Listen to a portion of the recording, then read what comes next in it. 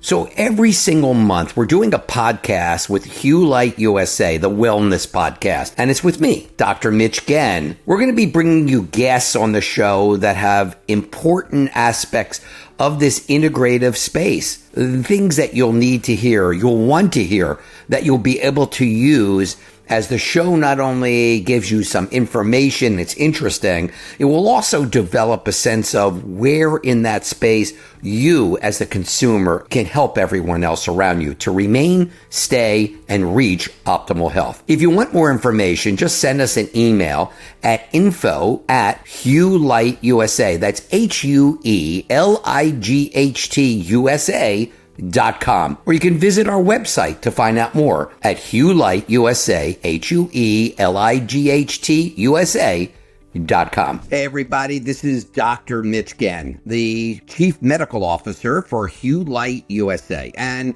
every month we bring you an amazing guest that is interesting, has something to share with us, and simultaneously teaches me as well as teaches you. My guest today is no different. Her name is Danielle Pashko. Danielle is a lot of things and has a wonderful history. I'm going to let her tell her story. And Danielle, first of all, thank you and welcome and for coming to the Hue Light podcast. I appreciate. Thank you. I'm glad I have the opportunity to do this with you. We're happy to have you. I just want to give to the audience something of who you are. You say in your bio that you're a health coach and a nutritionist. Tell us a little bit about those two areas, your background, education, so we can sort of start learning who Danielle really is. Sure. So I have been working in this industry of holistic health, nutrition, health coaching for over 20 years now. I've been working in clinical practices, and when I first started, I was very interested because my mother had cancer and she passed away when she was 38 years old. So I wanted to move into a field that could prevent me from ever having to deal with the same type of issue, especially so young. And so I first started studying many years ago at a school called the Academy of Natural Healing, where we were learning more about we did a lot of body work, and we were also learning about Bach flower remedies and homeopathy. And then I moved into doing the Institute of Integrative Nutrition, which back then, 20 something years ago, it was called Gulliver's. It was actually done in person with Joshua Rosenthal. And then I ended up later going to massage therapy school. And then I ended up doing a nutrition program where I got my bachelor's in holistic nutrition. And I started working in clinical practice, I would say the early 2000s. And I thought I was the complete picture of health. I was also teaching yoga at the time, and I was just very physically fit and active and ate well. And I was a vegan, and I ended up getting thyroid cancer when I was 31. And that was really surprising to me because I was doing everything right, but that still happened. And my interest went from just healthy living and helping people get in shape and losing weight to really working on issues like autoimmunity and chronic illness. And as time elapsed, 7 years later, I ended up getting Lyme disease, which I worked in a practice that worked a lot with Lyme clients and people with chronic illness. And I became one of those patients. So I had to learn about Lyme, and that became something that I started to specialize in. And then I ended up having a recovery after it was chronic, which is pretty hard to do because a lot of people suffer for years. And then after that, a few years later, after I was feeling well, COVID came along, and I ended up becoming a long hauler. And I pulled out of that, thank God. But I've gone through this cycle of having different things happen to me while being a practitioner. So I feel like that gives me a lot of empathy when working with people because I know what it's like, and I know what you need to do to pull yourself out of these situations. Well, I can tell you look way too young to have all this background and all these problems. But sometimes nature is probably one of the best teachers that we could ever have. Let's jump into, you said something earlier, which I thought was interesting, that, you started this because you saw a parent that was sick, and I don't want to get that. By the way, they find that doctors that go into subspecialties often do so because they have an area of issue themselves, and hence they take up that particular area of study because they have that fear of that study as well. So let's go into something that's immediately relevant for all our folks that are watching. We have your expertise here today, and we appreciate this. And I think the very first question from a clinical perspective would be, if you can help the folks. You said, look, I don't want to get sick. I don't want to get cancer. The cancer rates now for females are probably 1 out of every 2. Still the number 2 slot. It sort of goes back and forth with heart disease. So give me some of the recommendations that you might have for our viewers that may help them, because this would be a great place clinically to start giving them these little pearls. So if you don't mind, let's go there. No, not at all. So even if you're genetically predisposed to something, you know all about epigenetics, which means the way that your genes express themselves, and depending on your lifestyle and the way you eat and the way you take care of yourself and how you manage your stress levels can also help to dictate how your health turns out and if you ever end up getting sick. And you may actually, like someone like myself who thought I was doing everything right, I still ended up getting a cancer, but thank God I was okay.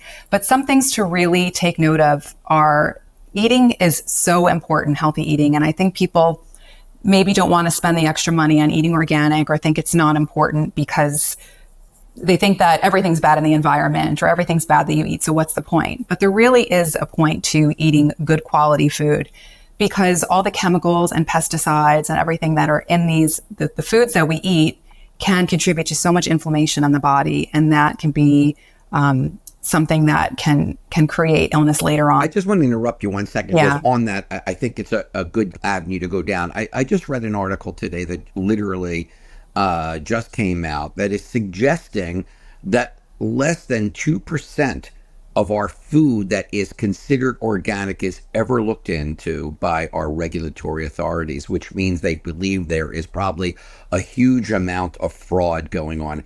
How do we get around that, Danielle? How does the layperson really go in and know that what they're going to take or buy or whatever is truly organic? I mean, that is a problem.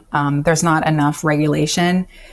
The best thing you could do is go to a farmer's market and actually speaking to the person who's growing the produce themselves and finding out, or the eggs or whatever it is that you're ingesting. That's really the best way.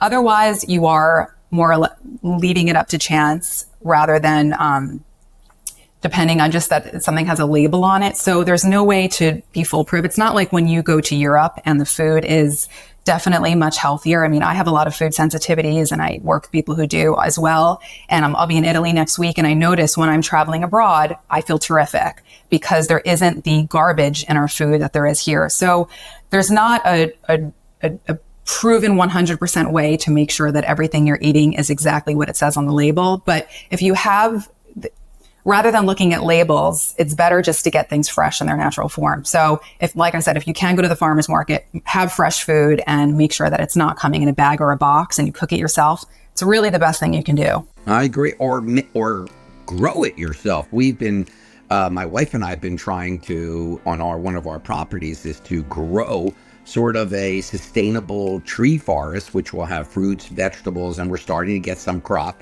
Not enough to be sustainable yet, but it's only in its second year. But I'm hoping by the third or fourth year, that would be, and I assume that you would say that's a good thing to do, because then you know exactly. That's an amazing thing to do. You know, it hasn't really crossed my mind only because I'm in New York City. So a lot of us we don't have gardens. Like that would be amazing if we can do that. But yes, if you have the space and you're able to do that, absolutely, that's the best thing to do. Well, let me ask you, you're going to be moving. I know you're in New York now. You're going to be moving to Miami. Right. Are you going to have room are you going to do that? Actually, I was talking about it. I have a good roof deck. So I think there's some room. So yeah, I'm doing the 6 month thing down in Florida and splitting a time, but I really want to grow some food. And it's actually good and it's high up, because when it's too low down, sometimes you have to worry about those creatures coming around and eating your food. So I think that's a good idea. Absolutely. So that's a really good idea. I would like to do that. Okay, we diverted for a minute. Let's go back for a second. So food was the very first thing, and what you eat. Go ahead, please. So processed foods we all know is not good for us. sugar. I mean, there's, having gluten, having too much dairy, having, basically a lot of anything really processed with sodium, MSG, things like that. So try to cook your own food. That's number one. And if you're going to have meat, try to have it grass fed, or if you're going to have fish, to have it that it's wild. And also when you're dealing just in other areas, like just managing your stress, that's a huge one that I want to emphasize, because you could have the best diet in the world, drink green juice all day, take handfuls of supplements.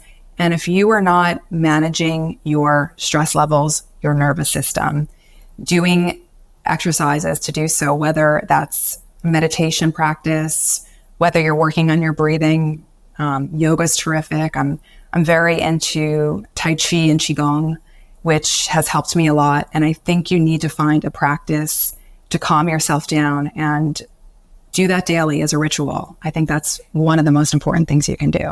And I'm going to have to agree with you 100% on that particular area. We do know, and we've seen in many studies, that stress is a precursor to many of the things that you're afraid of, that cancer that you alluded to earlier. It also, once someone gets cancer, creates a marked increase in metastasis and usually a very poor response to treatment, regardless of what that treatment is.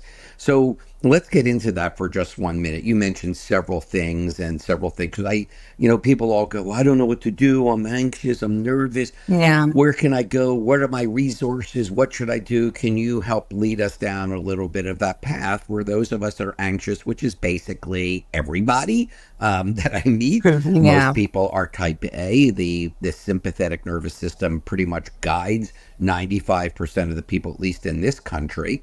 So how do we engage that rest and digest system? How do we engage? It's okay. It's okay to relax. It's okay. So if you could give us hints in that area, that would be super.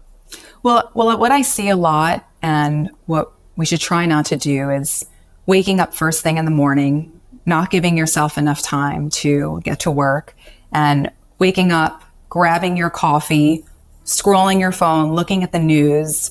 You're already producing so much cortisol. You're kind of like rushing out the door, and then you're on your way out, and you've already started your day in this sympathetic, frantic state. We don't want to be there. So it's more important to get up a little bit earlier and take your time. I have a personal practice where I get up in the morning, and before I even look at my phone or do anything, I start off with, I do my prayers in the morning. You don't have to pray, but that's just me. And I really just work on calming myself down. I do some stretching, and then I take my time. I have breakfast, and I give myself a good hour and a half, 2 hours before I start my day to even start rolling, because I feel like otherwise I'm just going right into it. And that is something that you can control. You can't always control your afternoons, but your morning rituals.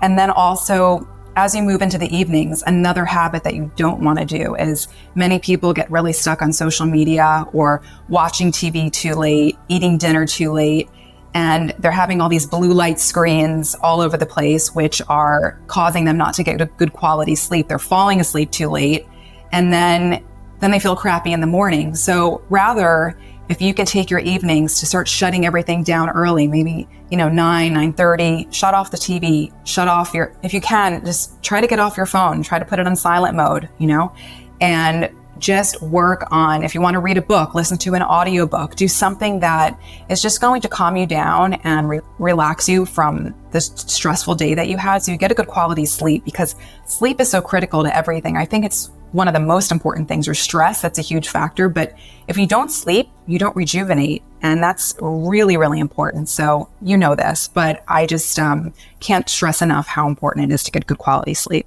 And if you're stressed and anxious, you'll wake up early, which is typical of a lot of people. They don't get a good night's sleep. I like where we're going with this, Danielle, because this is a practical thing. And I have instituted similar to what you're saying, which is, look, I can't control the middle of my day. As a physician, they'll stuff in 2 extra patients. I won't get home till late and everything else. But I like the fact that I'm trying to do exactly what you're saying. I get up a little earlier. I've actually pushed my schedule up a little earlier. I like to get up right as the sun's getting up and sort of greet the day. Don't open that phone. Love that concept. Keep it off. Be thankful, grateful, which you are by praying. I similarly, but you don't have to pray if that's not your thing, but at least be grateful that you're healthy. And some of the easy things that I find is just say, I'm grateful that I can, and you can add, I can see, I can touch, I can feel, I can love, I can do all these things. And that leads into an easy beginning, because if you take your time, take your shower, do things that are enjoyable to you without feeling rushed. I love that, because I'm telling you, when I feel rushed trying to get to the office, it makes me crazy. It So makes by the you time crazy. I get there, Yeah. I'm mad at everybody. So Yeah. that's not good. That's a great point. And I like the way you're ending the day. Like you said, look, I can take care of the beginning of the day. I sort of can control the end of the day. Even if I get home late, at that point, I can sit down, talk to my wife, relax, laugh. And I try to, before we go to bed, watch something funny. There's something Yeah. funny out there. I mean, if I watch politics before I go to bed or something like this, it's just, I know it's going to be a bad night for me. So 100%. Or watching those shows on Netflix that are violent or anything like that. You just don't want to stimulate yourself too much. exactly. And I was privileged to be involved and actually very friendly, even it's the godfather of one of my daughters, and someone else who did a lot of work at Loma Linda.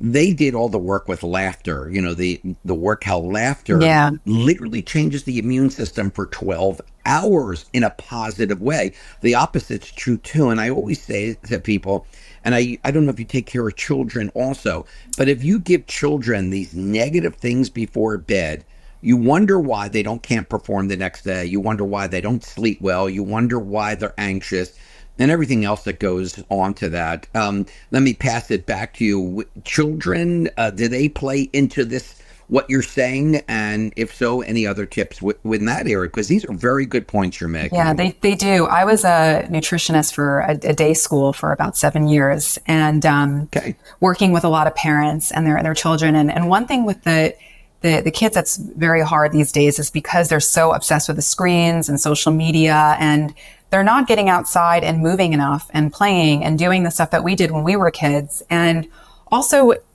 for anyone, just to really make sure that they're getting outside. Even adults are guilty of this. So just like children, that we're not spending enough time outside, and that's really natural for our bodies. And it really helps to set our circadian rhythm, especially first thing in the morning, to go out and get some sunlight. And also as the sun's setting, if you can, before as it's getting dark outside, even just go outside for a little bit. It helps to relax you.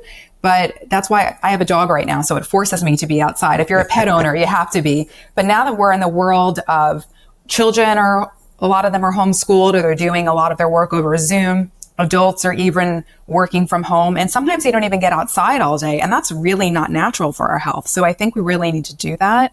And also, it's also just grounding to be outside, right? So I feel like people or children who are not playing outside are really not getting that grounding. And what I mean by that is just actually, and I know this, you may have heard it, whoever's listening may have heard of this before, getting outside and really just putting your feet down in the grass, or walking on the beach, like where you are in Florida, and really allowing yourself to settle. And kids should do that. Adults should do that. I know, even for myself, I had a few neurological issues that persisted after COVID. And one of the things that helped me tremendously, and this is really how I know how much sun and grounding works, is I got really into Tai Chi and Qigong. And I started doing it in the park barefoot.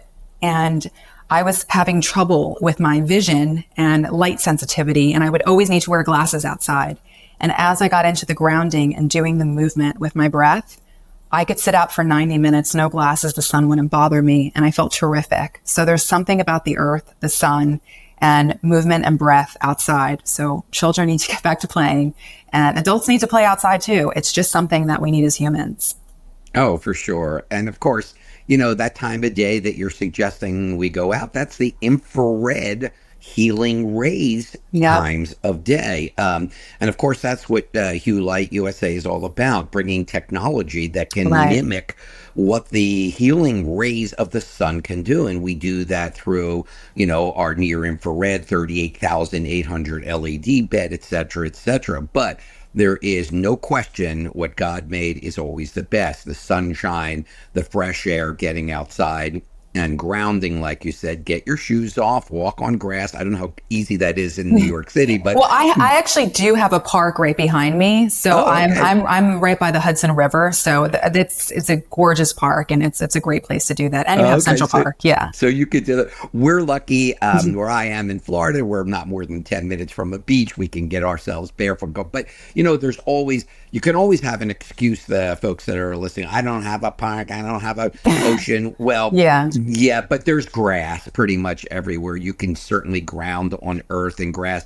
The fresh air belongs to everyone. God gave it to the entire earth, so you can go outside. And I agree. I remember when I was a kid, I would go eat dinner. And of course, this is many years ago. I'm older than you. I would go outside, and the next thing I knew was, it was getting late, and I'm playing with my friends, and you'd have that yell. I was just going to say that. Yeah, you hear your name. Come in for dinner. Yeah. That's up time to eat dinner, Mitchell, time to go to bed, or whatever. Yeah. That it was all good. We wouldn't. But then again, we didn't have the phones. We didn't have the internet. We didn't have these things that were pulling us to be the way we are. And I think you're 100% right. It's not only shaped our physical well-being, it has also shaped our mental well-being. Danielle, while we're talking, you wrote, or you were involved or authored 2 books, I understand. Yes. I think one was called Weight Loss Mistakes Even Healthy Chicks Make. I thought that's a great title, by the way. I like that one. Thank you. And Make and Smile at Your Challenges. Smile at Your Challenges. Smile at Your Challenges. So let's just take a couple minutes on each one of those books and, tell us, you don't have to read us the book, but give us a little hint from those books. Sure. So Weight Loss Mistakes was all about the trends that people follow to be thin. And I wrote this even before Instagram was popular, but women would look at Pinterest, or they would look at things in social media, or maybe they're the type of woman who would go to Equinox or SoulCycle or Barry's Boot Camp, and they would have smoothies and acai bowls and have these matcha lattes and do all these things that they thought were healthy, but they were doing it in such a way that it was causing them to gain weight. So for example, I didn't work with people who were the burger and fries eating people who, obviously that's going to make you gain weight. I worked with a healthy crowd, but the things they were doing, they were overeating health foods, they were over exercising and then being too hungry. And what they would eat afterwards would negate their entire workout. And they were just kind of doing things all wrong. But I wrote it in humor because it's something that's so common. And a lot of women be like, why can't I lose weight? I'm doing everything right. And then it's actually like, you're not. But I want to tell you what you're doing wrong so I can help you. And so that's what that book was about. And and the other book, Smile at Your Challenges, the subtitle, I wrote this a long time ago, but it was, it takes more than just going gluten-free, drinking green juice, and practicing yoga to solve your problems. And I wrote this shortly after I had thyroid cancer. And the reason I wrote it is it was talking about that sometimes, even if you do everything right, for me, it was still, I was doing everything that I thought was right to not get the same kind of diagnosis that my mom had. And I still ended up getting cancer. So whatever cards you're dealt, it's a challenge, right? So everyone has a challenge in their life, but it's what do you do once you get hit with that challenge? And so it was more an inspirational book of just talking to people about, okay, so you're stuck with this problem, but how can you incorporate these lessons into your life to have some resilience? So it was, I really felt a lot of gratitude after I felt so much better after going through the thyroid situation. And I wanted to write about it because I also think a lot of things that I had gone through in my life, losing my parents and having those kind of experiences also emotionally were a lot of trauma. And I think trauma can also roll into different types of illnesses. So there's a lot of that going on in the book. Danielle, I wanted to ask you about your challenge with the post-COVID syndrome that you dealt with. Did you find anything in general or that really helped you? You said you've been doing better. What can you suggest to our audience that really makes a difference? So what's really unbelievable is I started getting what almost is like a screen sickness from it felt like a post concussion type syndrome where I was looking at screens for too long and getting a lot of vertigo and not feeling well.